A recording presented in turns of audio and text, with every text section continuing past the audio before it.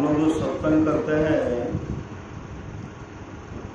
परमाराध्य सदगुरु महाराज हम लोगों को आशीर्वाद देते हैं।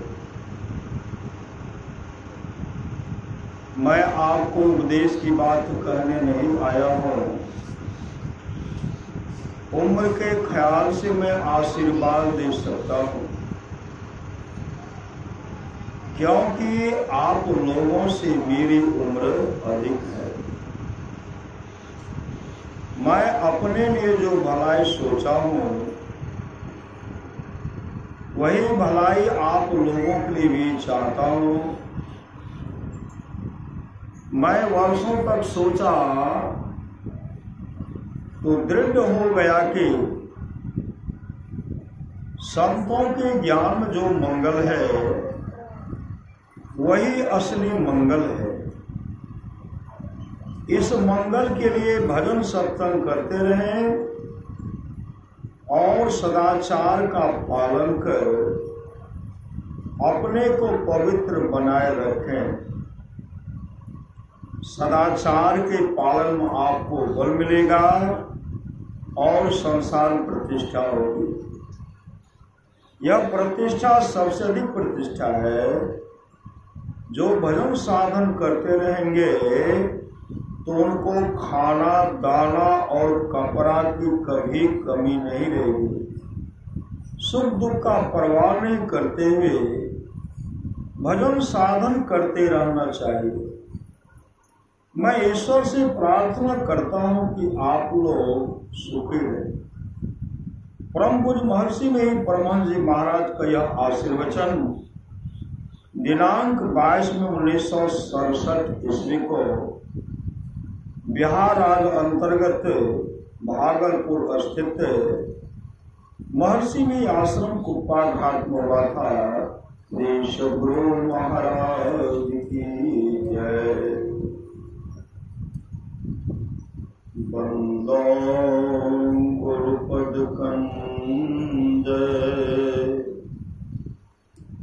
कृपा सिंधु नरोप हरि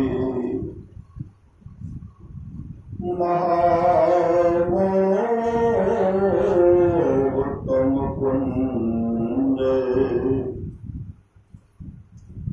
जासु बचन रवि कर निकरा। धन्य धन्य सतगुरु सुखदाम महिमा कहीं न जाए। जो कुछ कहूँ तुम्हारी कृपा मौत कछु न बसाए।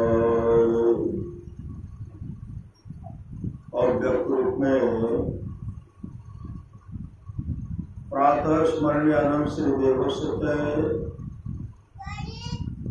परम पूज्यपाद सदगुरु महाराज के चरणों में कोटि कोटि नमन। विशिष्ट गुरुजन उपस्थित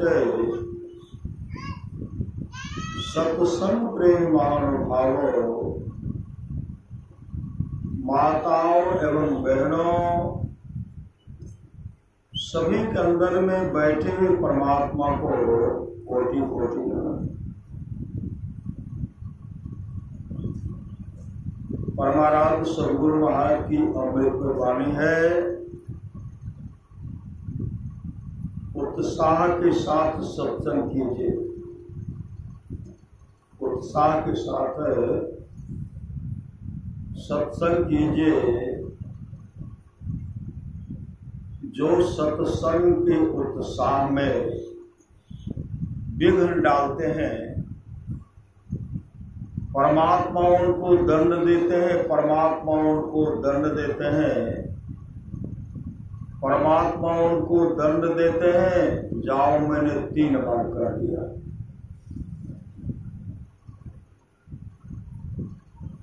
सत्संग करने के लिए परमार्थ समाज कहते हैं सत्संग करने के लिए बादशाही ठाट बाट की जरूरत नहीं। वृक्ष के नीचे घास बिछा करके भी सत्संग करने के लिए सदा तैयार रही, सदा हमेशा।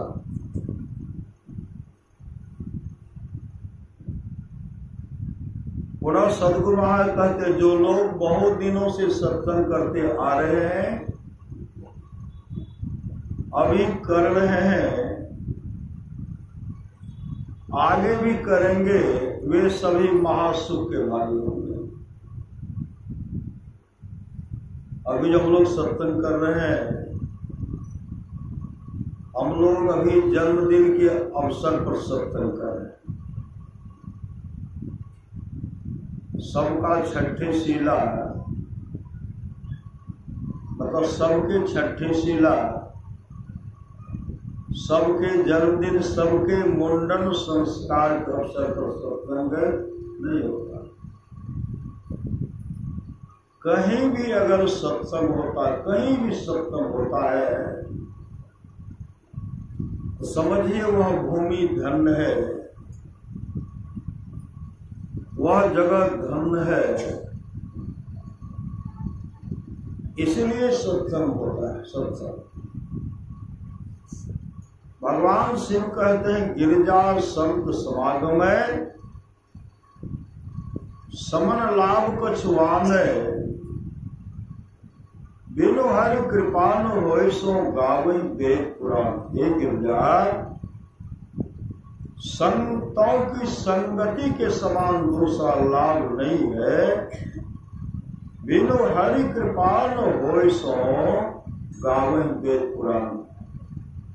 जब तक हरि की कृपा, परमात्मा कृपा नहीं होगी, संतों की संगति नहीं होगी, संतों का संग नहीं होगा और संतों का सत्संग नहीं होगा। आज का हम लोग सत्संग कर रहे हैं जन्मदिन के अवसर पर, आद्या आनंद ने सदगुरु कुमारी आद्या आनंद के जन्मदिन के अवसर पर सत्संग करवाए। उनके नाना नानी, मामा मामी, माँ पिताजी, श्री सदगुरु और तमाम जितने भी आए हैं, जो भी भक्तगण हैं, सब बच्ची के लिए सत्संग कर रहे। सब बच्ची का जीवन मंगलमय हो, उसके लिए सत्संग का आयोजन किया गया। अभी सुन रहे थे, सुनि समझहि जन मुदित मने, मज्जहि अति अनुराग। सुनि समझहि जन मुदित मनो, मज्जहि अति अनुराग। लहहि चारि फल अक्षर तनु साधु समाज त्याग। जो साधु समाज में उपदेशों को आनंद मन से सुनकर समझते हैं, वे मानो प्रयाग में अधिक प्रेम के साथ स्नान करते हैं और वे इससे चारों फल, अर्थ,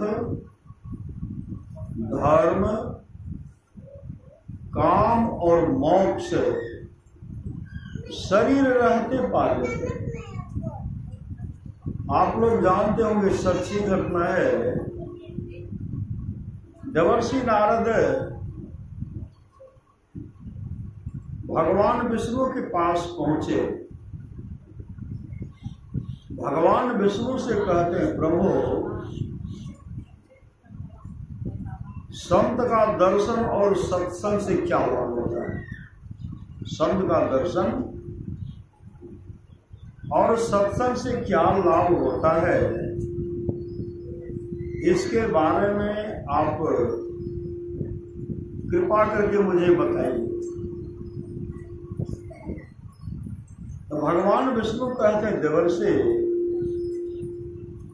आप जो है ना, कल सुबह में तुंगभद्रा नदी है, तुंगभद्रा नदी, वहां जाइए। एक विशाल वृक्ष है, वृक्ष में खोड है, खोड है, उसमें एक कीड़ा है, कीड़ा। कीड़ा से पूछिएगा, भाई कीड़ा, संत का दर्शन और सत्संग से क्या लाभ होता है? भाई कीड़ा, इसके बारे में मुझे बताओ। वहां जाएंगे, आपको जानकारी मिल जाएगी, वो आपको बताएंगे। देवर्षि नारद सुबह सुबह पहुंचते हैं। अब वृक्ष के पास जैसे गए तो वृक्ष में खोडर था, और खोडर में एक कीड़ा बैठा हुआ था, कीड़ा। देवर्षि नारद कहते, भैया कीड़ा, संत का दर्शन और सत्संग से क्या लाभ होता है, इसके बारे में आप मुझे बताओ। कहने भर का देर था, जैसे यह शब्द कीड़े के कान में गया, कीड़ा जैसे सुनते हैं, कीड़ा अपने शरीर को परित्याग कर देते हैं। कीड़ा शरीर को परित्याग करते हैं। देवर्षि नारद वहां से भागते हुए भगवान विष्णु के पास आए। कहते, भगवान, मैं तो कीड़ा के पास गया, मैंने कीड़ा से प्रश्न भी किया कि संत का दर्शन सत्संग से क्या लाभ होता है, लेकिन वह कुछ मुझे नहीं बताए, से देखते रह गए, अपने प्राणों को त्याग दिया। भगवान आप ही मुझे बता दीजिए। तो भगवान विष्णु कहते हैं, एक सेठ जी है, सेठ जी, सेठ के यहाँ एक गाय जो है बच्चा दिया है, आप उस बछड़ा से पूछिए, ऐ भाई बछड़ा, तुम यह बताओ, संत का दर्शन में और सत्संग से क्या लाभ होता है, वह बछड़ा आपको बताएगा। देवर्षि नारद कहते, हम जाने वाले नहीं हैं। लोग, अरे कीड़ा का कोई परिवार नहीं था, कीड़ा का शरीर छूट गया तो कोई कुछ हमको कहा नहीं। अब बछड़ा से पूछेंगे, बछड़ा का जब शरीर छूटेगा तो शेर जी पकड़ करके तो पिटाई करेंगे, हम जाने वाले नहीं। तो भगवान विष्णु कहते हैं, हे देवर्षि, आप वहां जाइए। तो गए, चुपके से गए, छिप कर। शेर जी सब कोई नहीं थे।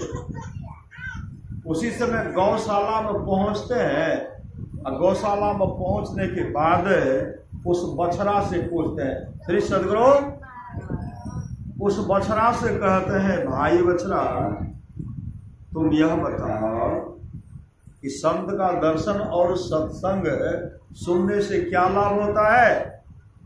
बछड़ा ऐसे ऊपर नीचे देखते हैं, सुनते हैं, एक कई बार बोले, अब बछड़ा देख रहे, सुन रहे हैं, बछड़ा पट जमीन पर गिरता है, प्राण को क्या किया। अब देवर्षि नारद बिना लेकर के भागे। शेर जी अगर देख लेंगे तो आज तो बड़ा समस्या हो जाएगा। भागते हपसते हुए, श्री सदगुरु,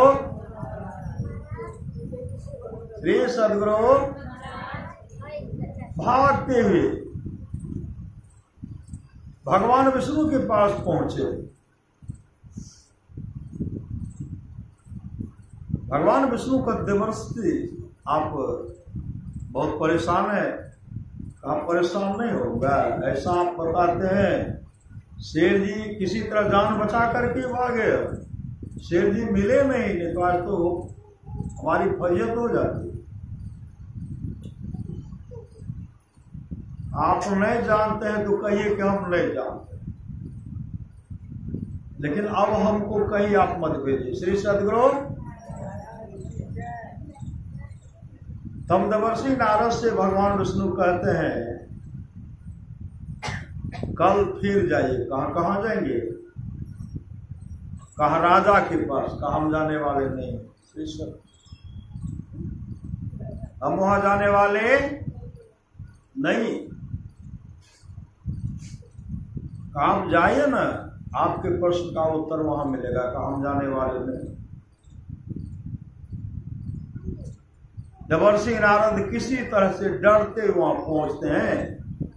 राजा साहब अपने राज दरबार में टहल रहे थे, साधु को देखते हैं।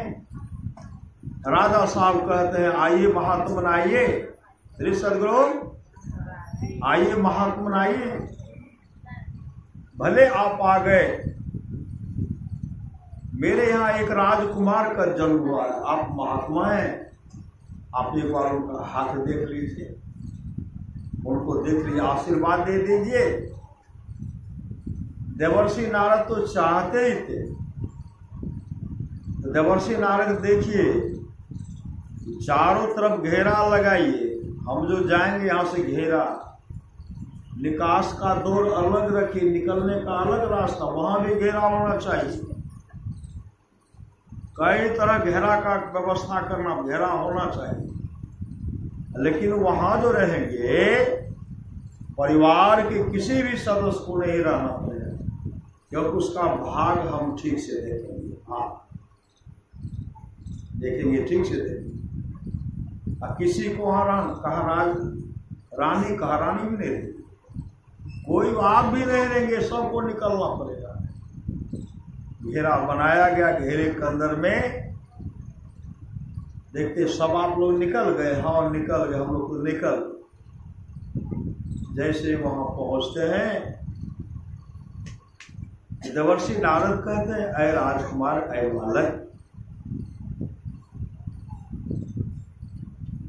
संत का दर्शन और सत्संग सुनने से क्या लाभ होता है, इसके बारे में आप मुझे बताइए। अच्छा कोना भी हो रहे हैं श्री सदगुरु, इधर देवर्षि नारद इधर उधर देख भी रहे हैं। उसी समय वो बालक कहते हैं, राजकुमार कहते हैं, देवर्षि आप इधर उधर मत देखिए, यहां आप डरिए मत, यहां आपका कुछ बिगड़ने वाला नहीं, और हम यहां शरीर को परित्याग करने वाले नहीं। आप यहां रहिए और देखिए। तब कहते हैं, संत का दर्शन सत्संग सुनने से क्या लाभ होता है, आप बताइए। उसी से वो राजकुमार कहते हैं, देवर्षि आप तो प्रत्यक्ष देख रहे हैं, प्रत्यक्ष देख रहे हैं। आपके दर्शन से हम कहां से कहां आ गए, आपके दर्शन से हम कहां थे, कहां से कहां आ गए। आपके दर्शन, संत का दर्शन और सत्संग सुनने का फल, सत्संग सुने नहीं, सत्संग सुनने से क्या होता है, मैंने सत्संग सुना भी नहीं, लेकिन उसके चलते श्री सदगुरु, उसके चलते हम कहां से कहां आ गए। पहले दिन जो आप तुंग भद्रा नदी के जो किनारे गए थे, वृक्ष के खोडर में, श्री सदगुरु वृक्ष के खोडर में कीड़ा के रूप में मैं ही था, कीड़ा के रूप में कीड़ा मैं था, कीड़ा मैं था।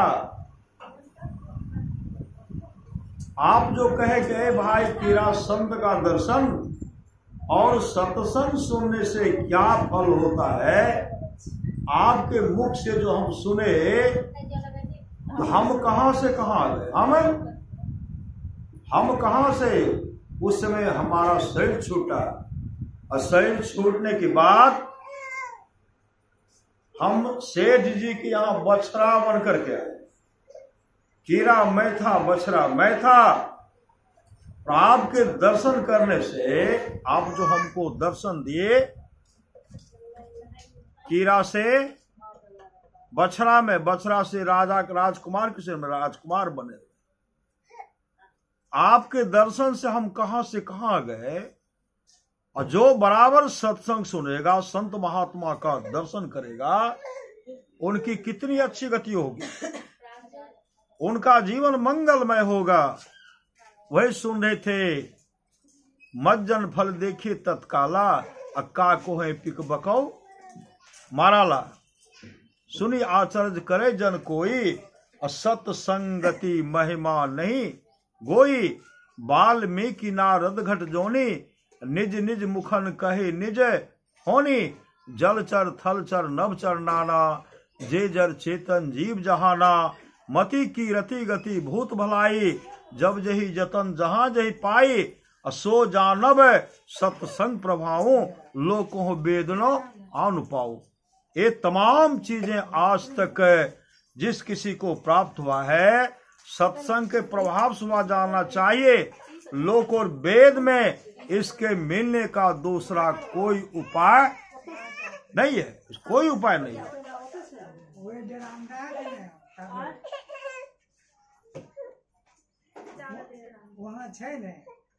इसलिए जीवन में सुनिए, इसलिए जीवन में सुनिए। सुनी समझहि जन मुदित मनो, मज्जहि अति अनुराग। लहाय चारि फल अक्षत तनो, साधु समाज प्रिया। जो साधु समाज उपदेशों को आनंद मन से सुनकर समझते हैं, वे मानो प्रयाग में अधिक प्रेम के साथ स्नान करते हैं।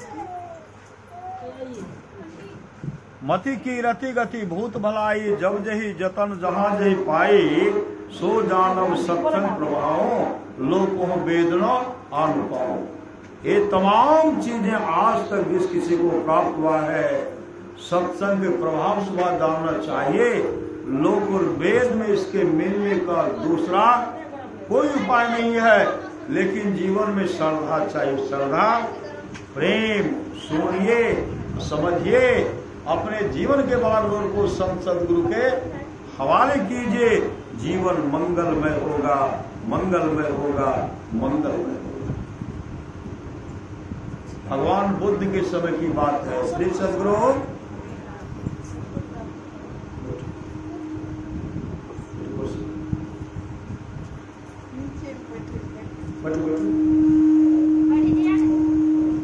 श्री सदगुरु ऊपर बैठो, बैठो, बैठो।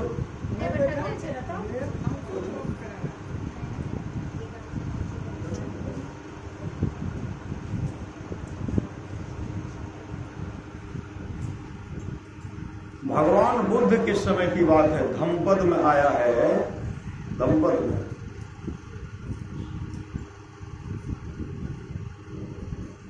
भिक्षु अनिरुद्ध की बहन थी रोहिणी, रोहिणी जो छवि रोग से ग्रसित हो गए। उनके पूरे शरीर में सफेद दाग हो गया।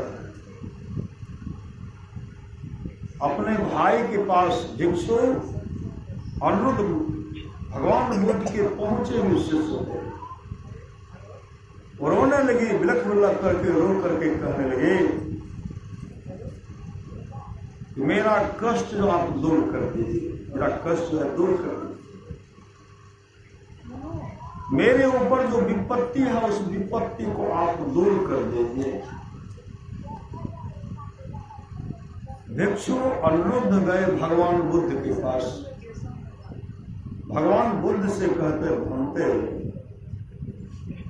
मेरी बहन जो रोहिणी है वह छवि रोग से ग्रसित हो गई है।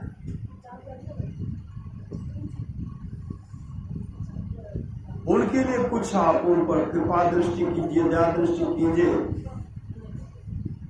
तो भगवान बुद्ध कहते हैं, देखो अनिरुद्ध, उसके लिए सत्संग कराना पड़ेगा, सत्संग कराना पड़ेगा। अनिरुद्ध अपने बहन से मिल करके सत्संग घर बनाए, सत्संग घर मंदिर बनाए। और मंदिर बना करके भगवान बुद्ध का समय लिए। भगवान बुद्ध ने कहा, अनिरुद्ध रोहिणी से कह देना वो प्रत्येक दिन आकर के सत्संग बैठ करके सुने, सत्संग को सुने, सत्संग को सुने प्रत्येक दिन आकर।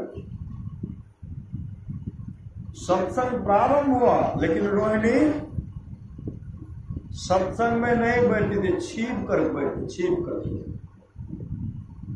बगल में छिप करके पूरे शरीर को ढक करके, मुंह को ढक करके बैठी थी कि भगवान बुद्ध देखेंगे और लोग देखेंगे, उनके मन में होगा कि कौन सा रोग हो गया है। भगवान बुद्ध ने इशारा किया था, चेहरा को खोल करके बैठे।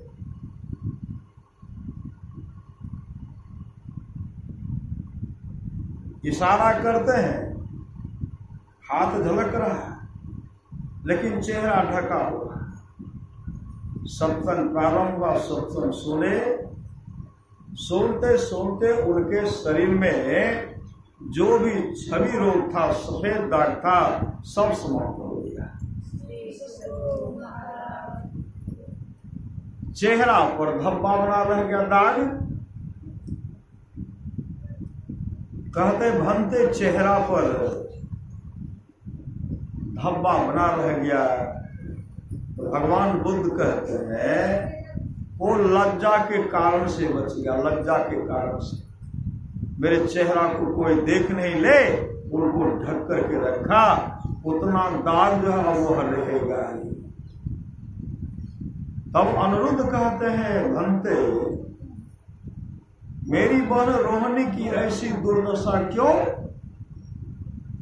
तो भगवान बुद्ध कहते हैं, देखो अनिरुद्ध, यह रोहिणी अगले जन्म में राजमहिषी थी, मतलब राजरानी थी, रानी थी। लेकिन यह अपने राज दरबार में बराबर नाच नचाती थी, नाच देखने का बहुत शौक। यह हमेशा नाच गान देखा करती थी। जब तक वो जीवित रही, राज सिंहासन पर बैठी बराबर नाच गान देखती रहती। एक दिन जो नर्तकी नाच रही थी, नाचते नाचते नर्तकी थक गई और गिर गई। और उस समय नर्तकी से कहते हैं, और नाचो। नर्तकी ने कहा, महारानी अब मैं नहीं नाच सकती, अब मेरे शरीर में शक्ति नहीं है, इसलिए मुझे माफ कर दीजिए, अब मैं नहीं नाच सकती। लेकिन इनके मन में था और नाच देखना, नाचो। वो नाच जब नहीं रही थी, कोरा से, कोरा नहीं होता है, कोरा से उनके शरीर को पूरा छलनी कर दिए, पूरे शरीर को छलनी कर दिए। कोरा मार मार करके उनके शरीर के चाम को उधेड़ डाले। शरीर लहूलुहान हो गया, जिस कर्म के चलते आज वो छवि रोग से ग्रसित हो गए। और गुरु के सामने भी, संत के सामने भी इनके अंदर में छल कपट रहा, इतना तो रहेगा। इसलिए सदगुरु, इसलिए सुनिए, जो जो सुने ना, जो जो सुने उसका जीवन मंगलमय हो गया।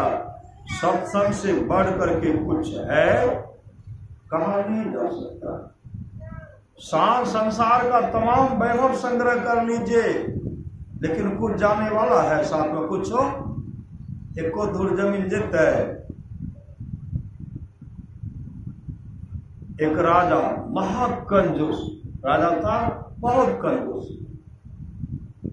रानी उनको हमेशा कहा करती थी, देखिए आप सत्संग कराइए, जीवन में कुछ दान पुण्य कीजिए ना। राजा साहब कहते, नहीं नहीं, हम दान पुण्य नहीं करेंगे, हम सत्संग भी नहीं करें। और किसी संत को वहां आने के लिए देते ही नहीं। एक दिन की बात है, श्री सदगुरु एक संत उनके पास आए। संत उनके पास जब आए ना, तो राजा साहब से कहते, हम राजा साहब से मिलना चाहते हैं। सिपाही गए, कहते महाराज आपसे एक संत आए मिलने के लिए। कहते नहीं नहीं, वो तो कुछ मांगने के लिए आता होगा। वो कुछ लेने के लिए आया होगा, इसलिए हम नहीं जाएंगे। बार बार कहे नहीं आए तब कहते हैं एक बार बुलाइए ना, हम उनसे कुछ लेंगे नहीं, हम उनको कुछ देंगे, हम उनको कुछ देंगे। राजा साहब के मन में कुछ देंगे ना, उधर से आ गए। जैसे आए ना, राम महात्मा जी क्या करते, उनको एक सुई दे दी। सुई कहा इस तरह आपके पास सुई है? कहा नहीं मेरे पास नहीं है। कहा इस तरह का सुई आपको कहीं नहीं मिलेगा, आप यह सुई अपने पास में रखिए, और जब आप यहां से जाएंगे ना, एक होगा नरक का द्वार, एक होगा स्वर्ग का द्वार, और वही एक मोक्ष का भी द्वार होगा, वर का भी द्वार होगा। लेकिन मैं उस द्वार पर रहूंगा, नरक जाने का अलग है, स्वर्ग जाने का अलग है, तो मैं स्वर्ग के द्वार पर खड़ा रहूंगा। आप जब जाएंगे ना, वहां तो बहुत आदमी जाएंगे, हम कितने कुछ लेंगे, लेकिन आप यह सुई हमको निकाल करके दे दीजिएगा, हमको याद हो जाएगा कि और वही राजा साहब हैं। जैसे हमको सुई दीजिएगा ना, आपको स्वर्ग की ओर हम भेज देंगे। वो पट ले लिए, अब पट लेके गए, अपने पत्नी को कहते हैं बाबा तो बहुत कुछ हमको दिए श्री सदगुरु, अरे जीवन में शुभ काम नहीं किए हैं, नरक में भी जगह नहीं होगा, लेकिन महात्मा जी ने कहा एक सुई दिया है, हमको दिखला दीजिएगा, हम आपको स्वर्ग भेज देंगे। रानी बहुत विदुषी थी, विदुषी रानी धर्म की ओर जाने वाली थी। उसी समय रानी कहने लगी महाराज ये सुई कैसे ले जाइएगा? कपड़ा जो पहनेंगे उसी में घुसा देना, जेब में दे देना, जेब में दे देना, वहां हम निकाल करके दे देंगे। कहा महाराज जेब, कपड़ा किस पर होगा? शरीर पर। रानी कहने लगी महाराज शरीर से जीवात्मा निकलने के बाद इस शरीर का दाह संस्कार कर देंगे, संसार के तमाम सगे संबंधी आपको जला करके राख कर देंगे। न शरीर जाएगा, कुर्ता कैसे जाएगा? जब शरीर नहीं जाएगा तो कुर्ता कैसे जाएगा? अब कुर्ता शरीर नहीं जाएगा, कुर्ता नहीं जाएगा, अब पॉकेट में सुई कैसे जाएगा? समय की एक ठोकर ही बदल देती है जीवन को। जो ठोकर से भी न समझे समझाने से क्या होगा, उसी समय दौड़ते संत के शरण में, संत के शरण में। जो जीवन में कभी सत्संग नहीं करते थे, शुभ काम नहीं करते थे, और महात्मा जी के चरण लिपटते कहते बाबा आज मुझे ज्ञान हो गया, यह शरीर साथ जाने वाला नहीं है, मैंने तमाम धन को संग्रह किया, साथ जाएंगे धनानी भूमो वसवोई गोष्ठी नारी गिर द्वारे सखा स्मशाने देह सितायान पर लोक मार्गे धर्मानुगो गच्छति जीविए का।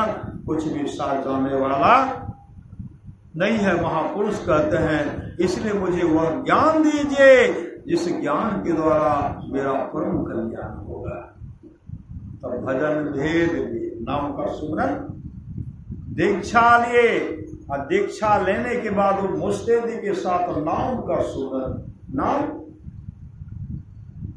भगवान श्री राम मां सबरी से कहते हैं मंत्र जाप मम दृढ़ विश्वासा, पंचम भजन सु वेद प्रकाशा, छठदम शील विरति बहु कर्मा, निरत निरंतर संजन धर्मा, सातम सम वही मैं जग देखा, मोते संत अधिक कर लेखा।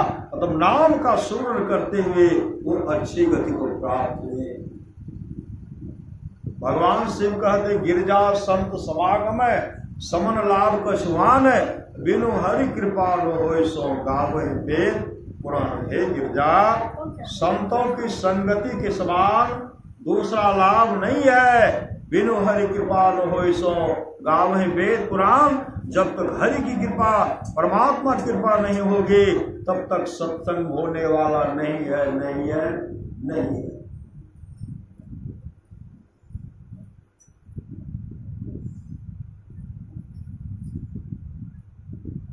एक कंजूस व्यक्ति था, श्री सदगुरु, उसके पास वो साधु महात्मा पहुंचे,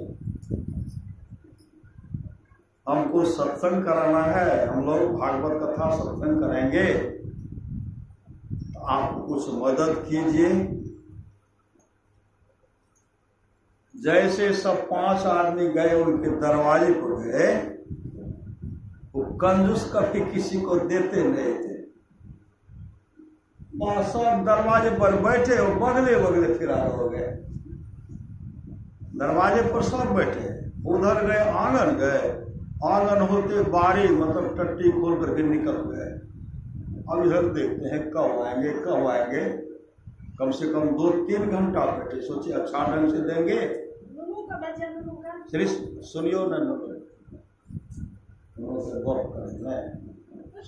श्री सुनियो, 2-3 घंटा बैठे, लेकिन उधर से कोई निकल ही नहीं रहे हैं। तब देखते है कि नहीं, जैसे उधर नहीं है, उधर देखते तो जाफरी जो है चट्टी उधर खुला हुआ है, अब उधर से सटाया हुआ है। कहा चलिए अब दूसरे को हो जाएंगे। श्री सदगुरु होते होते, और गांव के अंतिम किनारा उनका घर था, होते होते जैसे आगे बढ़ते हैं, अभी देखते हैं कितना विकराल रूप है ना भाई, विकराल रूप है, विकराल। हम लोग तो बहुत सुरक्षित हैं। माँ गंगा के किनारे में इस्माइलपुर सब जाकर के देखिए, कितना विकराल रूप, बराबर बड़ा भयावह है। माँ गंगा से पूरे परेशान है। जैसे पहुंचते हैं देखते हैं, और जाकर के एक सड़क के किनारे में एक बहुत बड़ा घुरना था, पानी जो कटा हुआ था, पूरा घुरना घुर रहा था। ये देख लिए कि वही सब आ रहे हैं, आ रहे हैं। अब जैसे देखे धीरे धीरे पानी के किनारे में है, ये सब देखने के किनारे में गए हैं, कभी इधर उधर कर। जैसे पांचों पहुंचते हैं, सोचे पानी में हम छिप जाएंगे, पानी में छिपेंगे। पानी में जैसे गए तो पानी में फिसल गए, और फिसल गए तो घुरना को देखे, घुरना घुराते हैं, उपडूब करते हैं, घुराते हैं। किसी ने पहचान लिया, ये तो वही है, वही है जिसके हम लोग 3-3 घंटा बैठे। श्री सदगुरु वही है। इधर से क्या कहते, पांचों कहते दो, मतलब हाथ दो, हम पकड़ के निकाल लेंगे, कभी उल्टू कर लेते दो, ये कहते हाथ दो। उनके मन में अभी भी ये मांग रहा है, अभी भी मांग रहा, लेकिन हाथ को बाहर में भीतरे पकड़े। और उसके बगल के आदमी थे, कहते जीवन में कभी किसी को कुछ नहीं दिया है, इसको कहते दो, ये मर जाएगा, ये देगा नहीं। श्री सदगुरु इसलिए इसको कहिए लो, जीवन में लिया है, कहते लो, हाथ ऊपर किए, अब पांचों पकड़ करके निकाल। श्री सदगुरु महापुरुष कहते देने के लिए भी सीखे। आप लोग जानते होंगे रहीम जी अकबर के दरबार में कई रत्न थे, कई रत्न। और रहीम जी भगवान कृष्ण के अनन्य भक्त इतने दान करते थे, ये दान जो करते थे, किसी को देखते नहीं थे, किसी को नहीं। और किसी को जो नहीं देखते थे, एक आदमी कई बार ले लेता था। कुछ आदमी कहते रहीम जी आप सिर्फ देते हैं देखते नहीं है।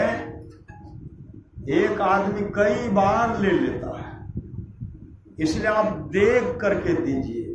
देखिएगा ना तो आदमी दोबारा नहीं लेगा। उसी समय रहीम जी कहते हैं देनहार कोई और है। देनहार कोई देने वाले हैं, देनहार कोई और है, देत रहत दिन रह। देने वाले कोई और है जो रात दिन लगातार दे। देनहार कोई और है, देत रहत दिन रैन। लोग भरम हम पर करे तातो नीचो नैन। देने वाले कोई और है, लोग हम पर भरम करते हैं कि रहीम जी दान देते हैं, इसलिए मैं लज्जित होकर के अपने आप को नीचे रखता, अपने सिर को झुका देता। ऐसे ऐसे दानी वे करो चाचा ने। महापुरुष की वाणी है गुरु सतगुरु समय हित नहीं को निस्दिन करिए। सेव है तन मन आत्म रक्षक है गुरु। गुरु हित नाम लेकर लेव है। तन का रक्षा करने वाला, मन का रक्षा करने वाला और आत्मा का रक्षा करने वाला सामर्थ्यवान सदगुरु है। गुरु हितु है। सदगुरु मतलब परमात्मा सदगुरु है। गुरु हितु है, गुरु पितु है, गुरु ही जीव के मितु है। गुरु सम कोई नहीं दूजा, जो जीवों को उधारा है। गुरु की नित्य कर पूजा, जगत इन सम नहीं दूजा। मैं ही को आन नहीं सूझा, फकत गुरु ही आधारा है। परम संवाद देवी साहब की वाणी है, सच्चा शिष्य वह है जो गुरु को परमात्मा के तुल्य जानकर आदर करते हैं। गुरु और परमात्मा में कोई अंतर नहीं जो समझते हैं, वही सच्चा शिष्य है। सच्चा शिष्य आप लोग जानते होंगे। रहीम जी एक राजा बहुत उथल पुथल करते थे। रहीम जी उन पर चढ़ाई की, चढ़ाई करके उनको बंदी बना लिए। जैसे बंदी बनाते हैं, राजा साहब कहते हैं रहीम जी हम तो आपके अधीनस्थ हो गए, आपके हम अधीन हो गए, लेकिन एक काम कीजिए, मैं चाहता हूं अपने हाथ से आपको भोजन कराऊं। आप मेरे यहां भोजन कीजिए, मेरे राज दरबार भोजन कीजिए। अब तो हम आपके अधीन हो गए तो शत्रुता रही कहां। हम भले मित्र हो गए, आपके हम अकबर के अधीन हो गए। अब दुश्मनी नहीं, अब तो मित्रता हो गई। लेकिन मेरा मन करता है मेरे हाथ से आप भोजन करने तो बहुत अच्छा होगा। रहीम जी कहते ठीक है कल करूंगा। कहा कब? कहा जब आप समय दीजिए तब। कहा दिन के 12 बजे। दिन के 12 बजे आकर के आप मेरे यहाँ भोजन कर लीजिए। रहीम जी कहते दिन के 12 बजे हम समय पर पहुंच जाएंगे और वहां भोजन करेंगे। यहाँ तो निमंत्रण स्वीकार कर लिए। राजा साहब के मन में हुआ ये सब अकबर के दूत हैं। श्री सदगुरु बादशाह अकबर के दूत हैं, ये सब भी चढ़ाई करते हैं। आदि आदि आकर के चढ़ाई करते हैं। निमंत्रण तो दे दिए हैं और भोजन बनाएंगे और भोजन में जहर मिला देंगे और जहर मिला करके इसको खिला देंगे, इसकी मृत्यु होगी। ये सब में चढ़ाई करते हैं। 9 रहेगी बांस, 9 बाजेगी बांसुरी। उसी समय राजा साहब अपने से भोजन बनाए, रसोईया को बनाने के लिए नहीं किए। अपने से भोजन बना करके उसमें जहर मिला दिए। जहर और जहर मिला करके इंतजार कर रहे हैं। इस समय देख रहे हैं कि अब जो है रहीम जी आएंगे, भोजन करेंगे, इनकी मृत्यु हो जाएगी। रहीम जी आ रहे थे। कहा? राजा साहब यहाँ भोजन करने के लिए जा रहे थे। श्री सदगुरु जैसे भोजन करने के लिए जा रहे थे, जैसे राज दरबार में पहुंचते हैं, एक बालक जो 5 वर्ष का था, वो बालक आगे में से छेंकते हुए कहते हैं, रहीम जी कहाँ जा रहे हैं? कहा जा रहा, रहीम जी कहते जा रहा हूँ राजा के पास, वहां भोजन करूंगा। तो बालक कहते मत जाइए, धोखा है, धोखा धोखा, मत जाइए। रहीम जी कहते निमंत्रण दिया है और समय पर नहीं जाऊंगा तो हम तो झूठा हो जाएंगे। समय पर जाना है, जाऊंगा, जाना है और जाऊंगा अवश्य। उसी समय वो बालक कहते मत जाइए। रहीम जी आगे बढ़ रहे हैं, वो बालक क्या करते हैं, रहीम जी का वस्त्र पकड़ करके खींचते हैं, वस्त्र पकड़ करके खींचते, मत जाइए, धोखा है। रहीम जी कहते हम जाएंगे ही, कहा मत जाइए, पकड़ लिए, ऐसे खींचते हैं, रहीम जी डगमगा करके गिरने लगे। तब कहते सो तुम कौन हो जो मुझे रोक रहे हो? कौन हो जो मुझे जाने से मनाही करते हो और कहते हो राजा अपने हाथ से जहर मिलाया है, खाएंगे तो आपकी मृत्यु हो जाएगी। सो तुम कौन हो? कृष्ण हो क्या कि मैं तुम्हारी बात को मान जाऊं? उस समय बालक कहते हैं अगर कृष्ण हो तब तो मान लूंगा, अगर कृष्ण होइएगा तो मान लूंगा। कहने भर का देर था, वो साक्षात भगवान कृष्ण थे। भगवान कृष्ण प्रकट हो गए। कहते हैं रहीम जी, क्योंकि रहीम जी भगवान कृष्ण के अनन्य भक्त थे, अनन्य भक्त प्रकट हो गए। और प्रकट होते हुए कहते हैं रहीम जी राजा अपने हाथ से भोजन बना करके जहर मिलाया है, रसोईया को भी पता नहीं है, सिपाही को लीजिए और उनको बंदी बना करके लाइए। रहीम जी वापस आते हैं, सिपाही को लेकर के गए और पुनः उन पर चढ़ाई किए, और जैसे चढ़ाई करके बंदी बनाए, उसी समय राजा साहब कहते रहीम जी आपको तो हम निमंत्रण देते भोजन करने के लिए और सिपाही को लेकर हमको बंदी बना लिए। उसी समय रहीम जी कहते हैं भोजन करने के लिए निमंत्रण भी देते हो और उसमें जहर भी मिलाते हो। जैसे जहर मिलाते हो, इतना कहने के बाद उसी समय राजा कहते हैं रहीम जी जहर मिलाने वाली बात आप बताइए। जहर तो मैंने मिलाया लेकिन उस समय कोई नहीं था, रसोईया को भी पता नहीं था, मैं अपने हाथों से मिलाया हूं, लेकिन जहर मिलाने वाली बात बताइए, जहर मिलाने वाली बात आप बताइए। जैसे कहते हैं जहर मिलाने वाली बात मेरे इष्ट है भगवान कृष्ण। भगवान कृष्ण ने कहा है राजा साहब अपने हाथ से जहर मिलाया है। उसी समय राजा साहब रहीम जी के चरणों पर गिर जाते हैं और कहते रहीम जी राजपाट आपको मुबारक हो, मुझे भी भगवान कृष्ण का शरण और भगवान कृष्ण का चरण चाहिए। वो भगवान कृष्ण के अनंत भक्त हो गए। महापुरुष की वाणी है ताते से ये, वो स्वामी सूरदास जी महाराज कहते हैं ताते से ये यदुराई संपत्ति विपत्ति, विपत्ति सो संपत्ति दे धरे कर यह सुभाए।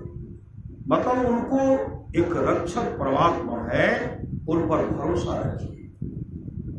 कमाल साहब कहते आसरा एक करतार का रख तू बीच मैदान में बांध काटे, रहेगा वही जो खलक पैदा किया और सब होगा खाक माटे। अमीर उमराव दिन चार के पौने, घूमता है दरबार हाथे, कहत कमाल कबीर के बाल का, राम नाम तेरो संगी साथी। महापुरुष की बात है जिसको जीवन में मिला सत्संग है, उसको हर घड़ी आनंद ही आनंद है। आप लोग जानते हो आम्रपाली को, आम्रपाली सत्संग करके जा रहे थे। अपने विशाल भवन को गरीबों में बांट रहे थे।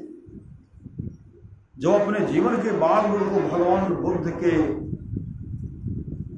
चरण शरण में नतमस्तक हो गए, भगवान बुद्ध की शिष्या भिक्षुणी बन गए, सत्संग करके जा रहे थे। श्री सद्गुरु सत्संग करके जैसे जा रहे हैं, उनके मन में हुआ गांव की ओर देखते हैं, जहां मैंने सुंदर भवन दान न दिया, इतने बड़े त्याग का मुझे कोई सम्मान नहीं करते। श्री सद्गुरु इतने बड़े जो मैंने त्याग किया, इसका कोई सम्मान भी नहीं करते हैं। त्याग का सम्मान होना चाहिए। उसी समय वो सोच करके जैसे आगे बढ़ती है, भगवान बुद्ध प्रकाश फैलाते हुए, भगवान बुद्ध वहां प्रकट होते हुए कहते हैं, आम्रपाली क्या सोच रही हो? त्याग का सम्मान चाह रही हो? ऐ आम्रपाली तू आगे बढ़ो, आगे बढ़ो। उसी समय आम्रपाली आगे बढ़ती है, नदी के किनारे में बैठती है, नदी की धारा बह रही है। पूर्णिमा जो है 16 कला, पूर्णिमा का दिन था, चंद्रमा 16 कला से उदित थे, पूरा प्रकाशमय बता रहा था। पक्षी सब चहचहा रही है, मंद मंद हवा बह रही है। भगवान बुद्ध कहते आम्रपाली बैठो, बैठो, ध्यान करो। तो अब मतलब आभास हुआ, इशारा करते बैठो। और जैसे ध्यान में बैठ गए, और बैठने के बाद आम्रपाली अपने समाधि में लग गए। आम्रपाली भर रात ध्यान में बैठे। आम्रपाली अपने आप सुबह जब आत्मस्वरूप का दर्शन कर लिए, मुखाकृति मुखमंडल चमक रहा है, लगता है प्रकाश फैल रहा है, और आम्रपाली मोक्ष को प्राप्त किया। इस सुनने का अर्थ है मुद मंगलमय संत समाधु जो जग जंगम है तीर्थ राज। इसे जीवन में सुनिए, जो जो सुने ना उसी का बेड़ा पार हुआ, वही आगे बढ़े। गुरु जी क्या कहता है, बच्चे ध्यान से सुनो, नहीं कहते है। माँ भी कहते हैं ध्यान से पढ़ो, ध्यान से सुनो। जो जो सुने वो आगे बढ़े, और जो सुने उसका जीवन मंगलमय हो गया, उसका बेड़ा पार। जिसको जीवन मिला सत्संग है, उसको हर घड़ी आनंद ही आनंद है। इसलिए करिए नित्य सत्संग को, बाधा सकल मिटाए, यह अवसर फिर ना मिले, दुर्लभ दर्शन पाए। तो आज का सत्संग है आद्या आनंद का जन्मदिन है। नाना नानी मामा मामी तमाम जितने भी आए हैं, बच्चे का जीवन मंगलमय हो। मति की रति गति भूत भलाई, जब जही जतन जहां जे पाए, सो जानव सत्संग प्रभाव लोकों वेदना और अनुपाव। ये तमाम चीजें आज तक जिस किसी को प्राप्त हुआ है, सत्संग के प्रभाव से हुआ जानना चाहिए। लोक और वेद में इसके मिलने का दूसरा कोई उपाय नहीं। सुन रहे थे, मति की रति गति भूत भलाई, जब जही जतन जहां जही पाए, असो जानव सत्संग प्रभाव लोकों वेदना अनुपाव। ये तमाम चीजें आज तक जिस किसी को प्राप्त हुआ है, सत्संग के प्रभाव से हुआ करना चाहिए। लोक और वेद में इसके मिलने का दूसरा कोई उपाय नहीं है। जिसको जीवन मिला सत्संग है, उसको हर घड़ी आनंद ही आनंद है। बोलिए प्रेम से श्री सद्गुरु महाराज की जय। हाँ, कहते